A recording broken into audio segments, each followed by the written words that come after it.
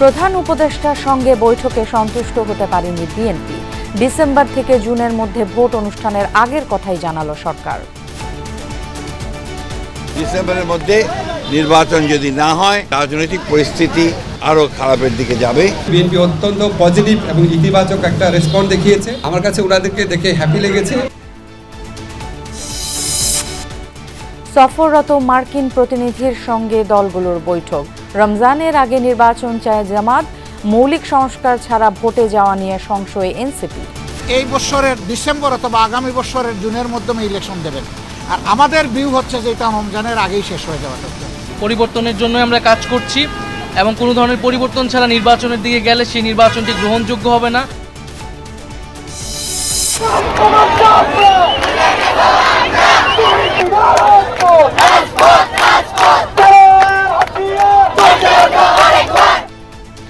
সড়ক মহাসড়ক অবরোধ করে পলিটেকনিক শিক্ষার্থীদের বিক্ষোভ।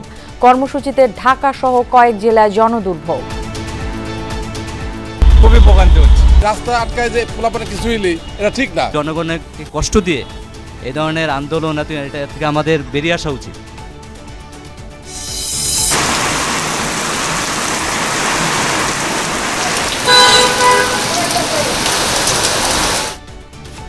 বৈশাখের প্রথম বৃষ্টিতেই ডুবে গেল রাজধানীর নিচু এলাকা। বৈশাখীর আনন্দে পাহাড়ি জনপথে জল উৎসব। ঐতিহ্যবাহী আয়োজনে উচ্ছ্বাস উদ্দীপনা। বর্ষবরণ উৎসবের মোটিভ শিল্পী মানবেন্দ্রের বাড়িতে দুর্বৃত্তের আগুন।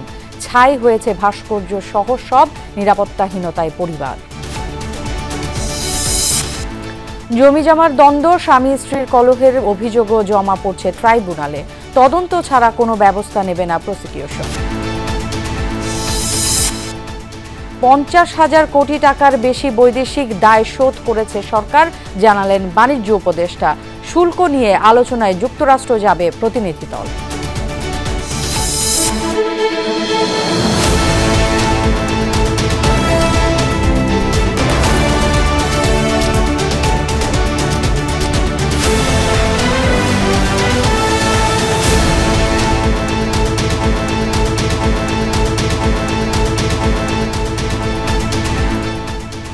সবাইকে আমন্ত্রণ সন্ধ্যার বাংলাদেশে। সাথে থাকছি আমি ফারহানা ন্যান্সি। এতক্ষণ দেখে নিচ্ছিলেন শিরোনামগুলো।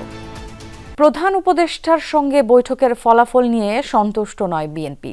দুপুরে রাষ্ট্রীয় অতিথি ভবন যমুনায় বৈঠক শেষে দলটির মহাসচিব মির্জা ফখরুল ইসলাম আলমগীর বলেছেন, নির্বাচনের সুনির্দিষ্ট সময়সীমা দেননি ডক্টর ইউনূস।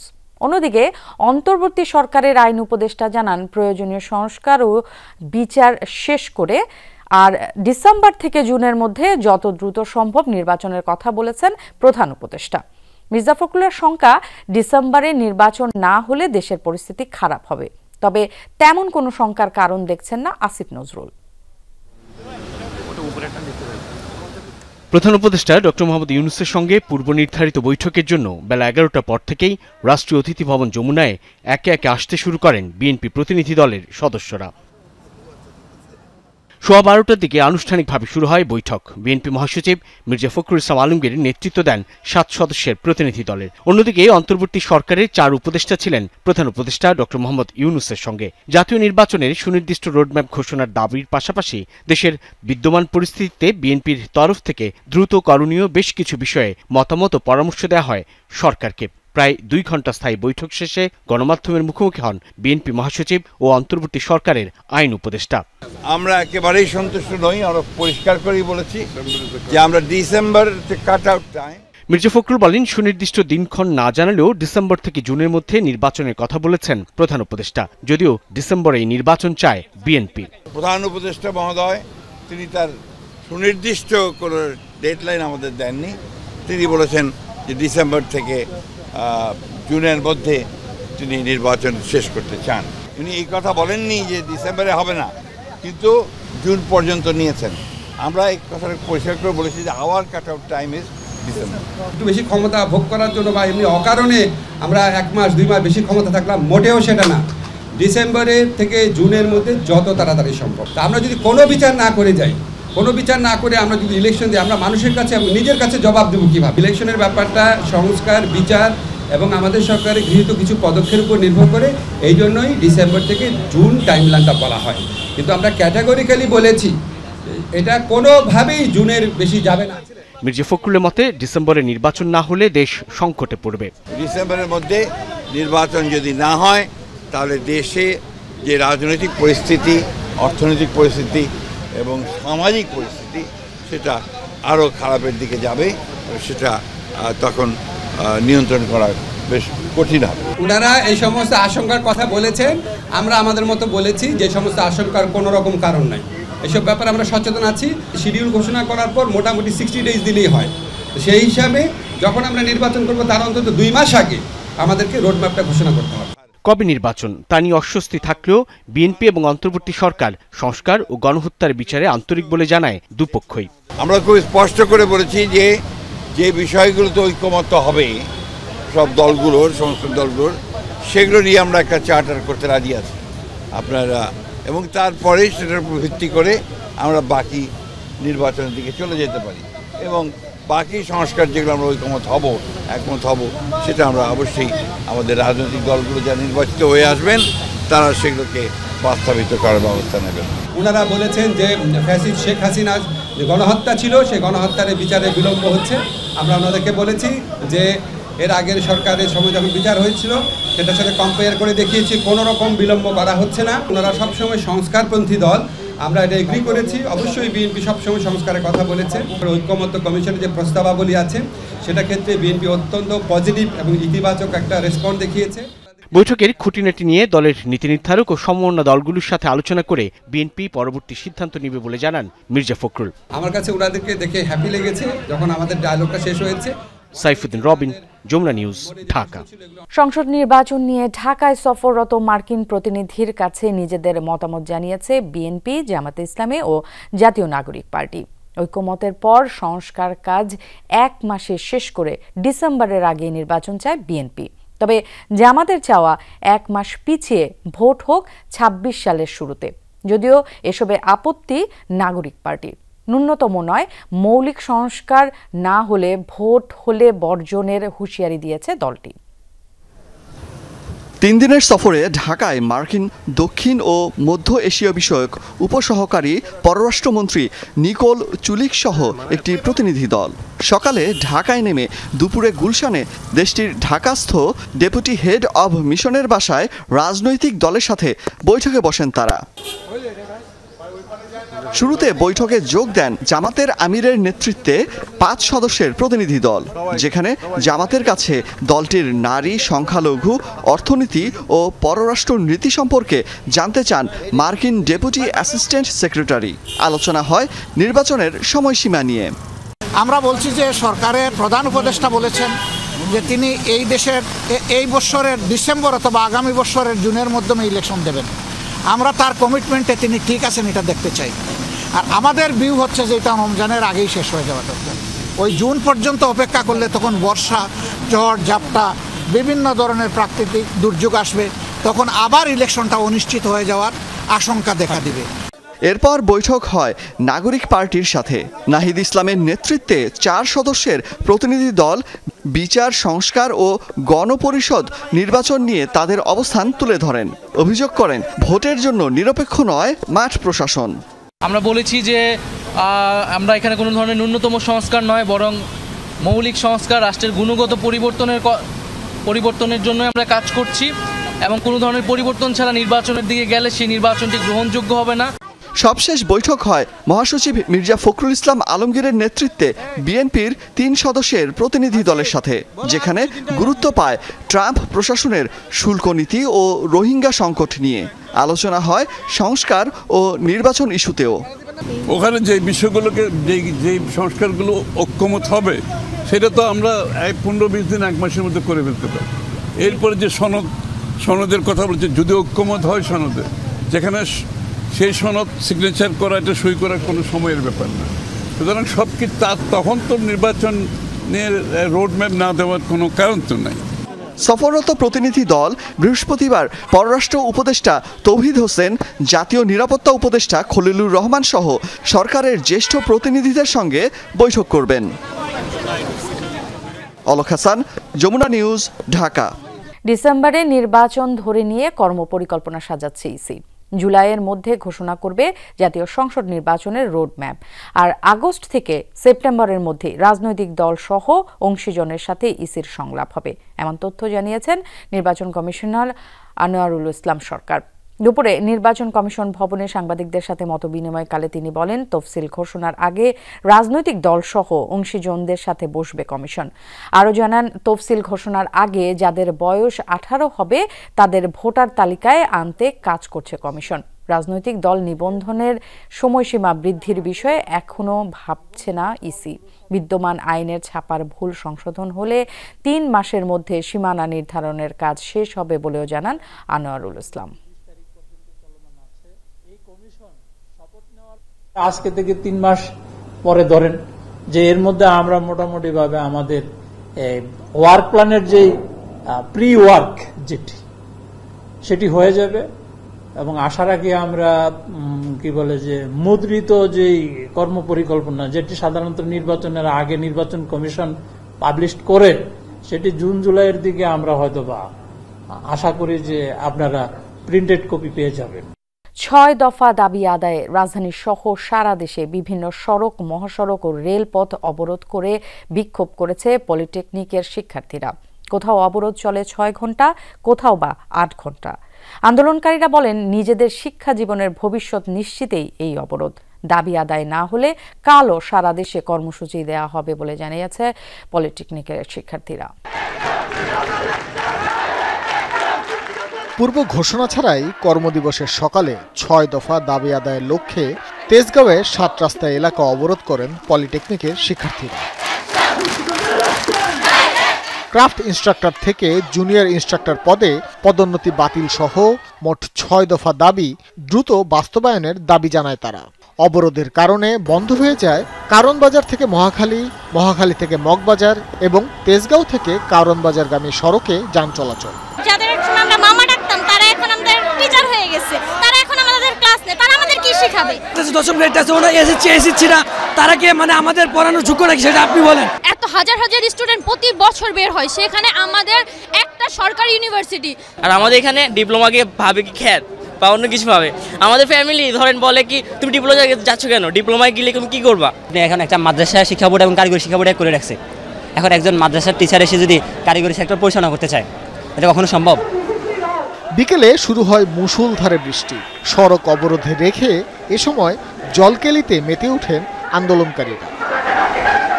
একই দাবিতে ঢাকা চট্টগ্রাম মহাসড়কের কুমিল্লার কোটবাড়ি এলাকায় অবস্থান নেয় শিক্ষার্থীরা। বন্ধ হয়ে যায় যান চলাচল।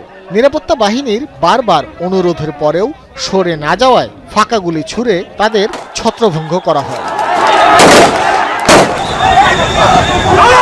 ফেনীতে ঢাকা চট্টগ্রাম রেলপথ 2 ঘন্টা অবরোধ করে রাখে আন্দোলনকারীরা। গুণবতী স্টেশনে আটকা পড়ে 2টি ট্রেন। খুলনায় বয়রা জংশন রেল লাইনেও আন্দোলনকারীদের অবস্থানের কারণে সারা দেশের সাথে প্রায় 3 ঘন্টা রেল যোগাযোগ বন্ধ থাকে। একই পরিস্থিতি হয় দিনাজপুরেও। এসএসসি পাশে টিচার হয়ে বা পলিটেকনিক্যাল ইনস্টিটিউটে ঢুকে আমাদের মতো 4 বছর কষ্ট করে ইঞ্জিনিয়ারদের স্যার হতে চায়, আমরা তার নিজেদের অস্তিত্ব ছেড়ে দিব না। আমাদের একটা ইচ্ছা আছে যে সরকারি পলিটেকনিক্যালে যাব, তবে এই ক্রাফটদের জন্য আমরা এটা পারবো না। ঢাকা খুলনা মহাসড়কের বিভিন্ন পয়েন্টে অবস্থান নিয়ে বিক্ষোভ করেছে পলিটেকনিকের শিক্ষার্থীরা।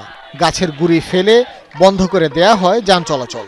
মুন্সিগঞ্জের মুক্তারপুর সেতু পয়েন্টেও সড়ক অবরোধ করা হয়। এতে মুন্সিগঞ্জ নারায়ণগঞ্জ ঢাকা রুটে যান চলাচল বন্ধ থাকে 1.5 ঘন্টা। ভাস্কর ভাদুরী, যমুনা নিউজ, ঢাকা। দিনভর এই আন্দোলনে তীব্র যানজট তৈরি হয় রাজধানীর বিমানবন্দর, মহাখালী, ফার্মগেট ও শাহবাগ সড়কে।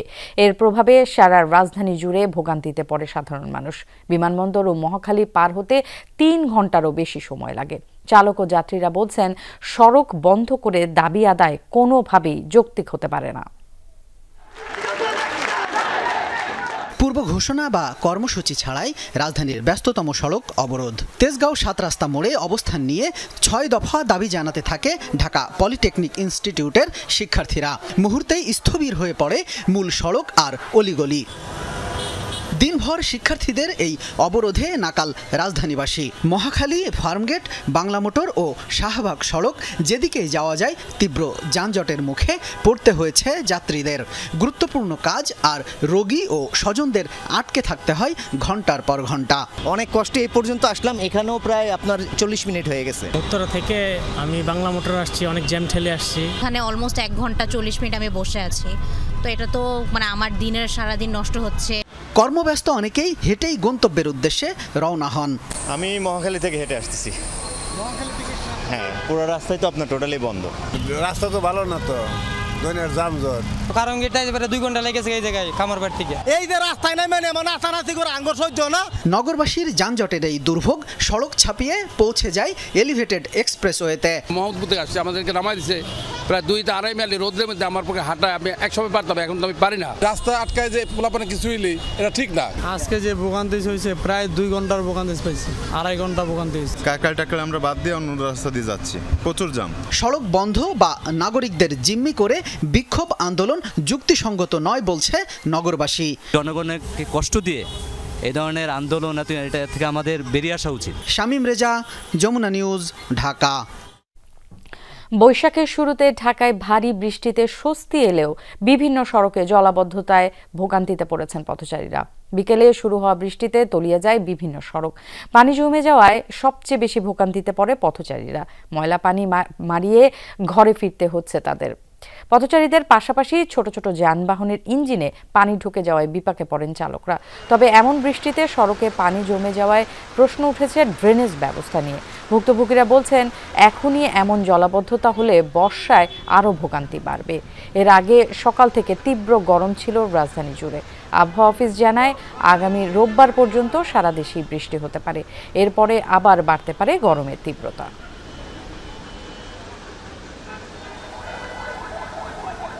শনিবার রবিবারে বৃষ্টি ঢাকা তারা বাড়বে। এই 2 দিনের সামনে 2 দিন যাচ্ছে, আর একটু 1-1 বার করে হবে। বৃষ্টির পরিমাণটা একটু বেড়ে যাবে রবিবারে বা শনিবারে। হ্যাঁ, তারপরে একটু কমের দিকে থাকবে। বৃষ্টির সাথে বজ্রপাত হচ্ছে বিভিন্ন জেলায়। 2 জেলায় বজ্রাঘাতে প্রাণ হারিয়েছেন 5 জন। বিকেলে হবিগঞ্জের আজমেরীগঞ্জের শিবপাশায় হাওরে ধান কাটছিলেন একদল শ্রমিক। এ সময় হঠাৎ সেখানে বজ্রপাত হলে ঘটনাস্থলেই মারা যান 2 জন। নিহতরা হলেন চাঁপাইনবাবগঞ্জের মনিরুল ইসলাম ও কাফিল উদ্দিন। তারা সম্পর্কে চাচা ভাতিজা। এ সময় আহত হন 2 শ্রমিক। নবীগঞ্জে বজ্রাঘাতে প্রাণ গেছে আলম নামে এক তরুণের। বানিয়াংছগে বজ্রপাতের সময় বিদ্যুতের তার ছিঁড়ে গিয়ে নুরুদ্দিনের বাড়িতে আগুন ধরে যায়। এছাড়া গাজীপুরের কালীগঞ্জেও বজ্রাঘাতে মারা গেছে 2 জন। এদিকে পটুয়াখালীর বাউফল ও সাতক্ষীরা উপকূলে কালবৈশাখী ঝড় সহ বিভিন্ন স্থানে বৃষ্টি হয়েছে। পার্বত্য অঞ্চলের নৃগোষ্ঠীগুলোর প্রধান সামাজিক উৎসবের আনন্দে ভাসছে পাহাড়ি জনপদ। সবচেয়ে বড় আকর্ষণ জলকেলি অনুষ্ঠিত হয়েছে আজ রাঙামাটিতে। পানি ছিটিয়ে আনন্দ উচ্ছ্বাসে মাতেন মারমা তরুণ তরুণীরা। দিনভর ছিল নানা বর্ণিল আয়োজন। রাঙামাটি থেকে সাইদুর রশিদ ইভানের তোলা ছবিতে জোবায়েদ ইবনে শাহাদাতের রিপোর্ট।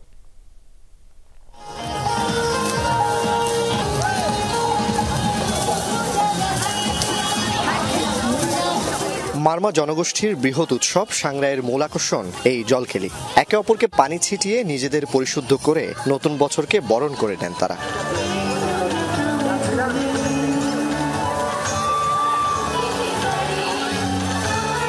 জলকেলিতে মেতেছেন পাহাড়ি তরুণ তরুণীরা। নতুন বছরকে স্বাগত জানাতেই তাদের এই বিশেষ আয়োজন।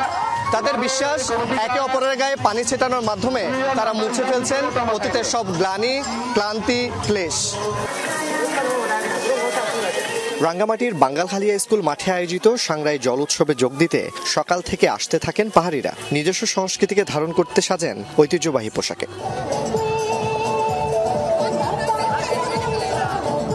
নাচে গানে উৎসবটি পরিণত হয় প্রাণের মিলন মেলায়।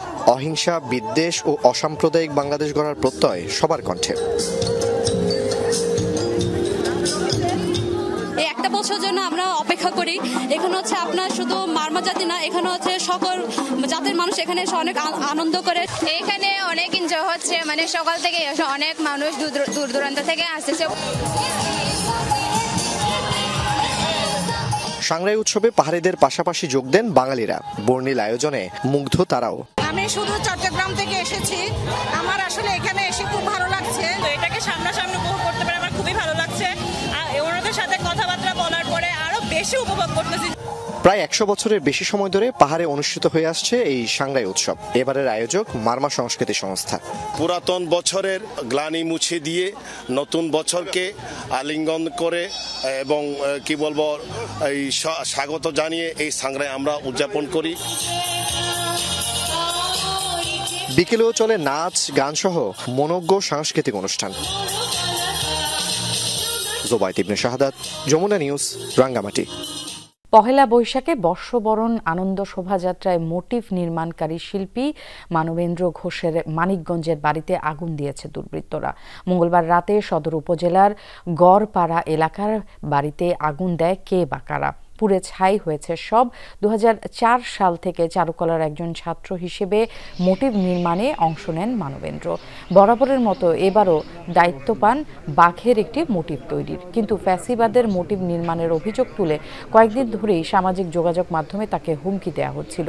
এজন্য মঙ্গলবার সন্ধ্যায় থানায় সাধারণ ডায়েরি করেন মানবেন্দ্র। আর রাতেই ঘটল আগুন দেওয়ার ঘটনাকে গুরুত্ব দিয়ে তদন্ত করছে আইনশৃঙ্খলা রক্ষাকারী বাহিনী। আর্ট ম্যাটেরিয়ালস, অনেক কি বলে মূল্যবান স্মৃতিবাহী কিছু জিনিসপত্র সবই গেছে। ঘরটা তো গেছেই, শোভাযাত্রার ঠিক আগের দিন ওটাকে ভিন্নভাবে ভিন্ন খাতে প্রবাহিত করে আমার ছবি দিয়ে কয়েক লাইন লেখা সেখানে যুক্ত করে দেওয়া হয়েছে যে এই ভাস্কর্য বা এই বিকৃত মুখাবয়ব অমুক তৈরি করেছে। শিল্পী মানবেন্দ্র ঘোষের বাড়িতে আগুন দেওয়ার প্রতিবাদে মানববন্ধন করেছে ঢাকা বিশ্ববিদ্যালয়ের চারুকলা অনুষদের বর্তমান ও প্রাক্তন শিক্ষক শিক্ষার্থীরা। বিকেলে চারুকলা অনুষদের ভেতরে প্রতিবাদী মানববন্ধনে সংহতি জানায় জাতীয় গণতান্ত্রিক ছাত্র সংসদ। এ সময় বক্তারা বলেন, আওয়ামী ফ্যাসিবাদের সন্ত্রাসী আগ্রাসন এখনো বন্ধ হয়নি। উল্টো রাতের আধারে আগুন দেওয়ার মতো ঘটনা ঘটিয়ে চ্যালেঞ্জ ছুড়ে দেওয়া হচ্ছে। অবিলম্বে এসব ঘটনায় জড়িতদের গ্রেফতারের পাশাপাশি ফ্যাসিবাদের দোসরদের চিহ্নিত করে বিচারের আওতায় আনার দাবি জানানো হয়। সেই সাথে সাংস্কৃতিক আগ্রাসন বন্ধ করে শিল্পীদের নিরাপত্তা নিশ্চিতের আহ্বান জানান চারুকলার শিক্ষক শিক্ষার্থীরা। ভাইয়ে ভাইয়ে জমি জমা নিয়ে দ্বন্দ্ব, ব্যবসায়িক বিরোধ, এমনকি স্বামী স্ত্রীর দ্বন্দ্বের জেরে আন্তর্জাতিক অপরাধ ট্রাইব্যুনালের তদন্ত সংস্থা ও প্রসিকিউশনে অভিযোগ জমা পড়েছে, যা হাস্যকর বলে মনে করে প্রসিকিউশন। অভিযোগ দিলেই তদন্ত ছাড়া কোনো ব্যবস্থা নেওয়া হবে না বলে জানায় প্রসিকিউটর গাজী MH তামিম।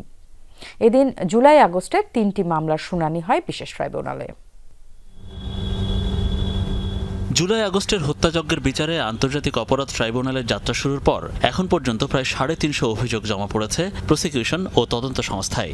অভিযোগে গণ অভ্যুত্থানে হত্যাকাণ্ডের বিষয় যেমন রয়েছে, তেমনি পারিবারিক দ্বন্দ্ব নিয়েও অভিযোগ দেওয়া হচ্ছে আন্তর্জাতিক অপরাধ ট্রাইব্যুনালে। বুধবার একটি অভিযোগের বিষয়ে জানতে চাইলে এই প্রসিকিউটর জানান, স্বামী স্ত্রীর দ্বন্দ্ব, জমি জমা নিয়ে ভাইয়ে ভাইয়ে অমিল, ব্যবসায়িক ঝামেলা নিয়েও অভিযোগ দিচ্ছেন কেউ কেউ, যার রীতিমতো হাস্যকর। ট্রাইব্যুনালে এমন পিকুলিয়ার অভিযোগ আসছে, ঘরের সংসারে একজনের সাথে আরেকজনের বনিবনা হয় নাই, জায়গা জমি নিয়ে বিরোধ, ভাইয়ে ভাইয়ে বিরোধ, স্বামী স্ত্রীর বিরোধের অভিযোগও আমরা ইতিমধ্যে পেয়েছি। সেগুলো মানবতা বিরোধী অপরাধের সাথে সম্পৃক্ত না হয় আমরা ইনস্ট্যান্টলি রিজেক্ট করেছি। তাহলে প্রশ্ন থাকে, এসব নিয়ে তদন্ত সংস্থা ও প্রসিকিউশনের ভূমিকা কি? আবার জুলাই আগস্টে হত্যাযজ্ঞ নিয়ে কেউ যদি ভুয়া অভিযোগ করে তাহলে সেই প্রক্রিয়া নিয়েও জবাব দেন প্রসিকিউশন। যে কোনো অভিযোগ আমরা হাতে পেয়ে যদি দেখি যে এই ঘটনার সাথে আমাদের ইন্টারন্যাশনাল ক্রাইমস ট্রাইব্যুনাল অ্যাক্ট 1973 এর সেকশন 3 এর অধীনে যে অপরাধের বর্ণনা আছে তার সাথে সংশ্লিষ্ট হয় বা সম্পর্কিত হয়, তখন আমরা এটিকে তদন্তকারী তদন্ত সংস্থায় প্রেরণ করি তদন্তের জন্য। এদিন ট্রাইব্যুনালে 3টি মামলার শুনানি হয়। মহাখালীতে মানবতা বিরোধী অপরাধ মামলার তদন্ত শেষ করতে 3 মাস সময় পান প্রসিকিউশন। এছাড়া রাজধানীর মোহাম্মদপুরে গুলির সঙ্গে জড়িত এক আনসার সদস্যকে জিজ্ঞাসাবাদের অনুমতি দেন বিশেষ ট্রাইব্যুনাল। মনিরুল ইসলাম, যমুনা নিউজ, ঢাকা। 5 আগস্টের আগে ফ্যাসিস্ট সরকার সব প্রাতিষ্ঠানিক কাঠামো ধ্বংস করে দিয়েছে, এমন অভিযোগ করে বাণিজ্য উপদেষ্টা শেখ বশির উদ্দিন জানিয়েছেন, এখন পর্যন্ত 50,000 কোটি টাকার বেশি বৈদেশিক দায় পরিশোধ করেছে অন্তর্বর্তী সরকার। সচিবালয়ে সাংবাদিকদের সাথে এক মতবিনিময় অনুষ্ঠানে তিনি জানান, শুল্ক নিয়ে আলোচনা করতে যুক্তরাষ্ট্র যাচ্ছে সরকারের উচ্চ পর্যায়ের প্রতিনিধি দল। মার্কিন যুক্তরাষ্ট্রের ৩৭% শুল্ক আরোপ, চ্যালেঞ্জ, সম্ভাবনা ও সরকারের করণীয় বিষয়ে মতবিনিময়। সচিবালয়ে গণমাধ্যম কেন্দ্রে Bangladesh secretariat reporters forum BSRF এর আয়োজনে অংশ নেন বাণিজ্য উপদেষ্টা শেখ বশির উদ্দিন। সূচনা বক্তব্যে উপদেষ্টা বাণিজ্য খাতে সমস্যা ও উত্তরণ নিয়ে সরকারের অগ্রাধিকারগুলো তুলে ধরেন। বিগত সরকারের সৃষ্ট সমস্যা নিয়েও কথা বলেন তিনি। রাষ্ট্রের যে দায় ফ্যাসিস্ট আমাদের উপরে রেখে যায়, আপনারা জেনে খুশি হবেন যে আমরা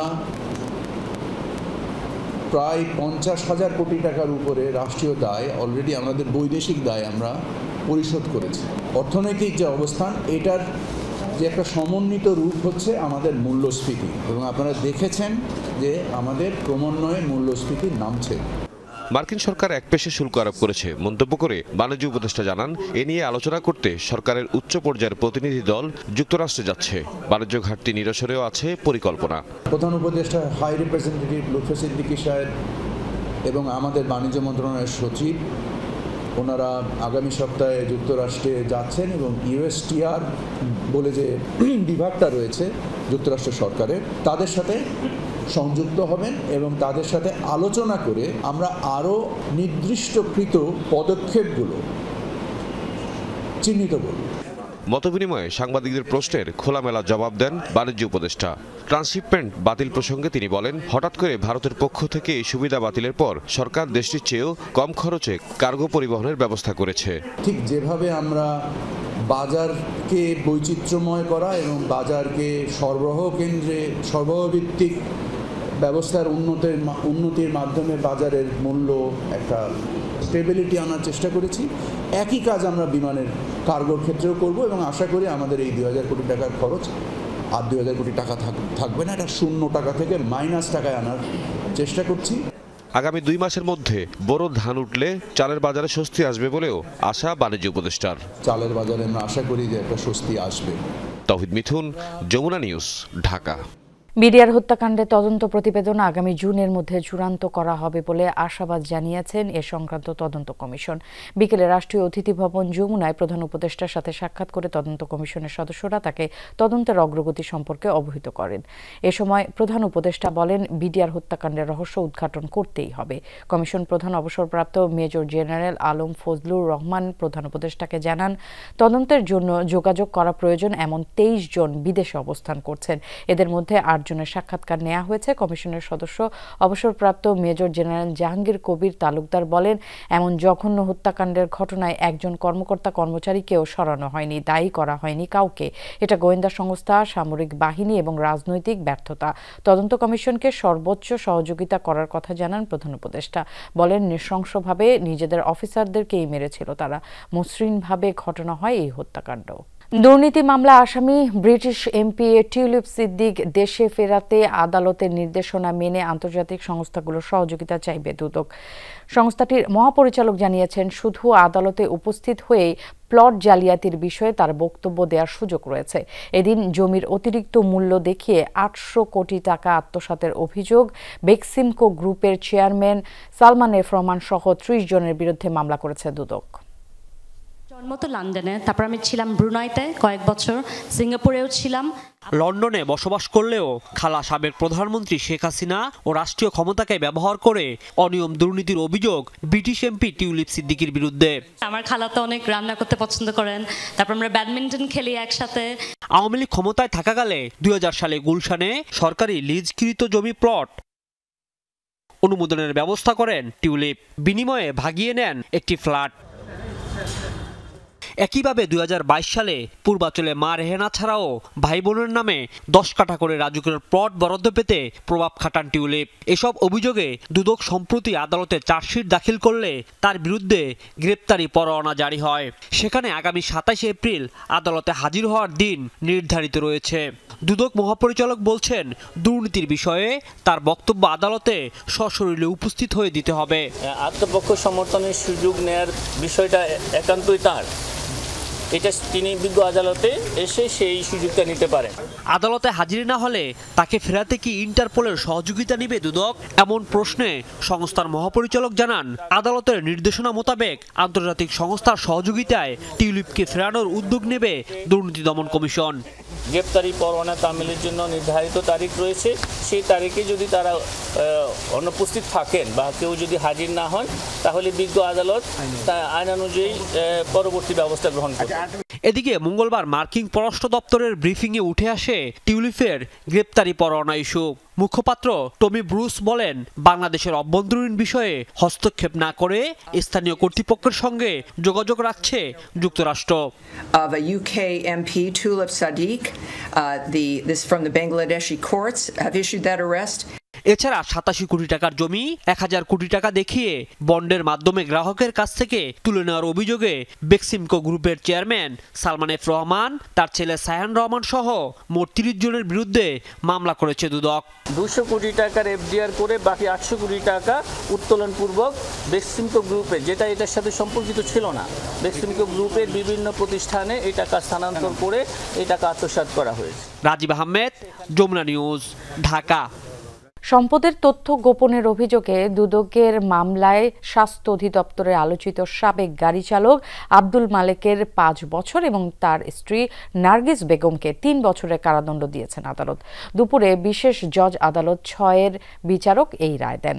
অসৎ উপায়ে অর্জিত অর্থ দিয়ে ড্রাইভার মালেক তার স্ত্রীকে সম্পদ করে দিয়েছে দুদকের এমন অভিযোগ সন্দেহাতীতভাবে প্রমাণিত হওয়ায় এই দম্পতির বিরুদ্ধে এমন সাজা ঘোষণা করেন আদালত। স্বাস্থ্য অধিদপ্তর কর্মচারী ইউনিয়নের এক সময়ের স্বঘোষিত সভাপতি তিনি। 2020 সালের আগে তৎকালীন ডিজির গাড়ি চালক হওয়ার সুবাদে শুধু পদবি বাগাননি, রাতারাতি বনে যান অবৈধ শত কোটি টাকার মালিক। গণমাধ্যমগুলোর এমন সংবাদেই সে সময় গ্রেপ্তার করা হয় ড্রাইভার আব্দুল মালেককে।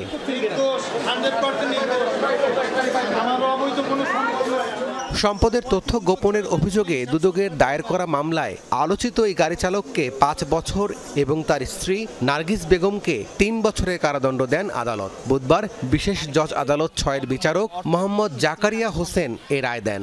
অসৎ উপায়ে অর্জিত অর্থ দিয়ে তার স্ত্রীকে যে সম্পদ করে দিয়েছিল, সেই মামলায় আজকে বিশেষ জজ 6 আদালতে রায় হয়েছে। সেই রায়ে ড্রাইভার মালেক সাহেবকে 5 বছরের সাজা দিয়েছে এবং তার স্ত্রী নার্গিস বেগমকে 3 বছরের সাজা দিয়েছে বিজ্ঞ আদালত।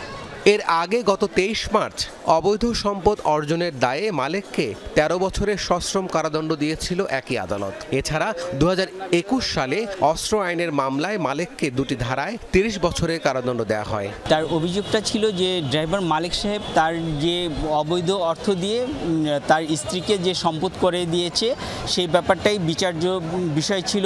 আমরা সাক্ষী প্রমাণ দিয়ে এইটা প্রমাণ করতে সমর্থ হয়েছি। 2021 সালের 14 ফেব্রুয়ারি এই দম্পতির বিরুদ্ধে অবৈধ সম্পদ অর্জনের মামলা করে দুর্নীতি দমন কমিশন দুদক।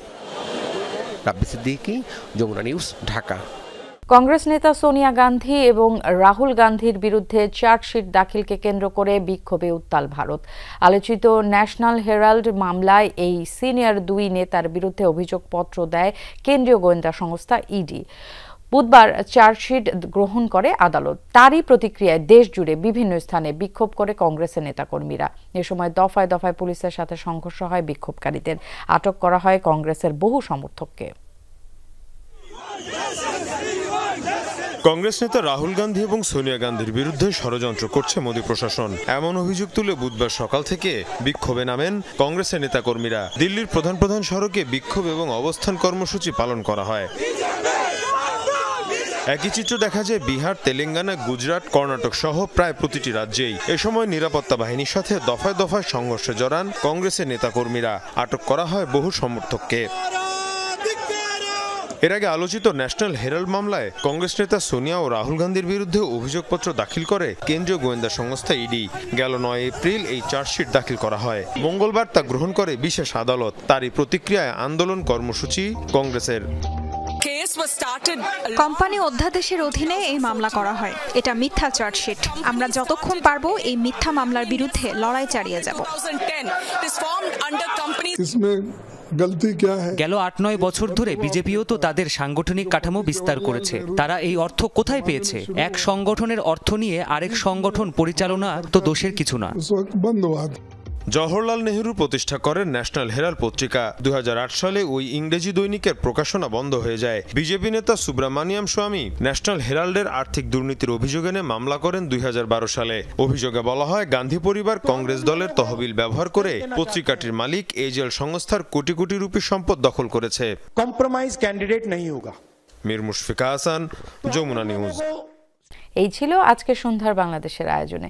এতক্ষণ আমাদের সাথে যারা ছিলেন সবাইকে ধন্যবাদ।